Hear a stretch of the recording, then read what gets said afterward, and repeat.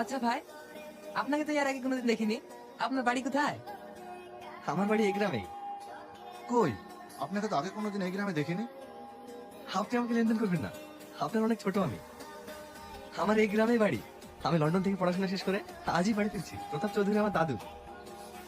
তার মানে তুমি প্রফেসর ছিলে আগুন? হ্যাঁ ভাই, এ কি করছেন? আমি পারবো তো। তাই বললে হয়?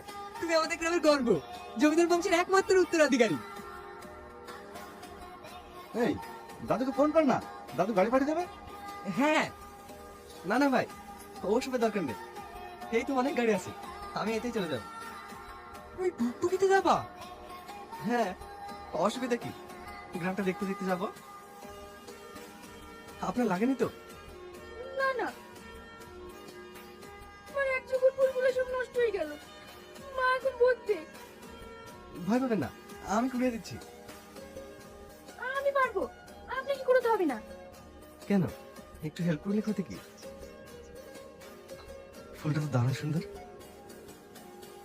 দেখতে একদম। এটার দাম কত? কেন, ফুলটা আপনার খুব পছন্দ?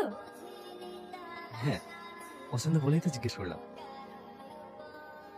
এটা রাখুন।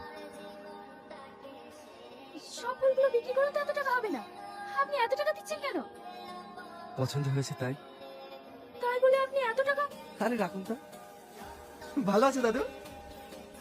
কি আগুন! তুই এভাবে একটা করে আমাকে জানাবি না? পাখাটা গাড়ি পাঠিয়ে দিতাম। সারপ্রাইজটা কেমন দিলাম? রাখ তো সারপ্রাইজ। জবা, বিশু, বড় বৌমা, বড় বৌমা, দেখো দেখো কে এসেছে। আগুন, শোনা আমার মধ্যে আমার আসতে কোনো অসুবিধা হয়নি তো?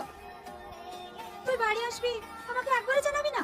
ফোনে কথা হলো, তুই তো একবারে বাড়ি আসার কথা বললি না। ওসব ছাড়ো, ওকে ঘরে নিয়ে যাও। এই বিশু, বাজার থেকে খাসির মাংস আর ইলিশ মাছ নিয়ে আসবি। ঠিক আছে দাদু, আমি এক্ষুনি যাচ্ছি।